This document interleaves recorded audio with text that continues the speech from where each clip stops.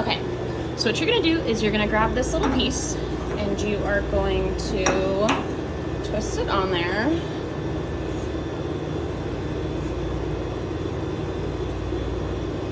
And then I twist it until it can't go anymore. And then I'm gonna just face the nozzle down. Oh my goodness, okay, there we go. And then you're going to pull this lever, and this is the big bin.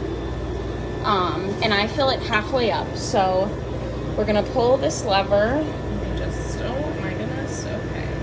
No. Just trying to zoom out. Okay, and then it'll start to funnel out.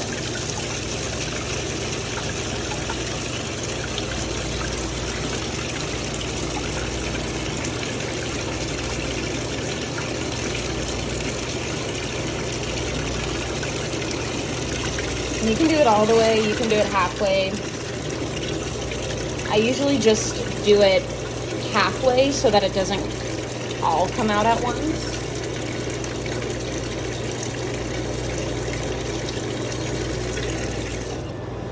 Okay, so once it's about halfway full, you know, it was this. I might be able, yeah, I'm just gonna try and fit the rest of it in here.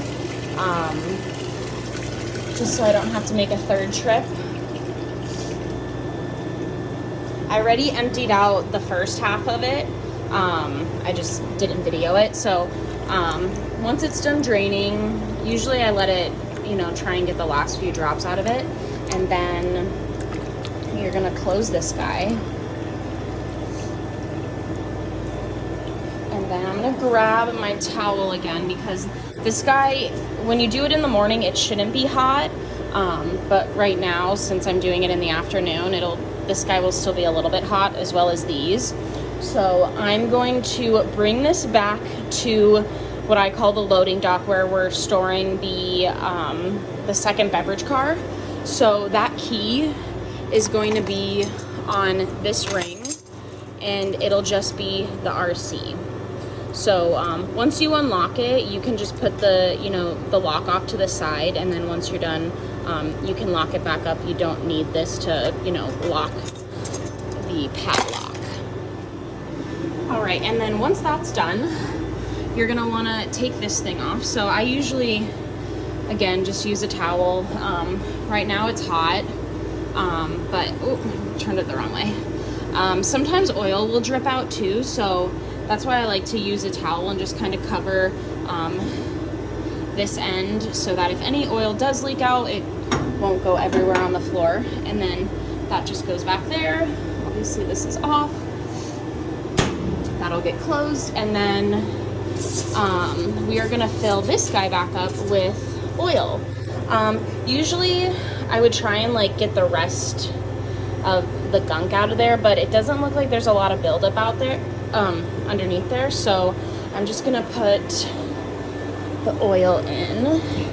And usually I always keep a couple of oil containers right there. So you'll remove the cap and then just puncture this guy, and it takes about a container and a half. So I'm just gonna set this down real quick.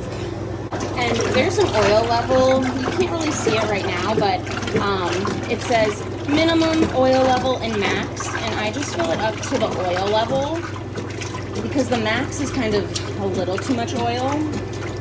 So we'll see where this container gets us.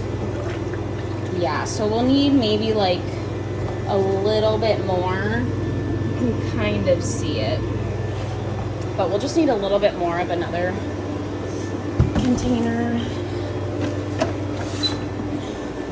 And I removed the baskets too, so that you're not having to fight with them as you're putting this oil in. A fourth or a third, whatever, not very much oil. And yeah, you can't see from this video because it's crap.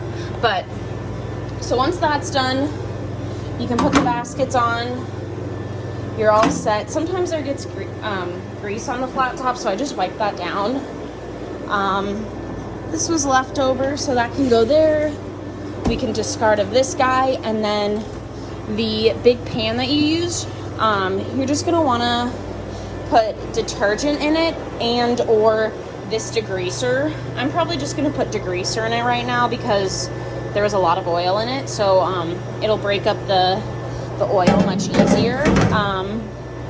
And then once you wash it, all you have to do is dry it and then put it back up there, and you're all set.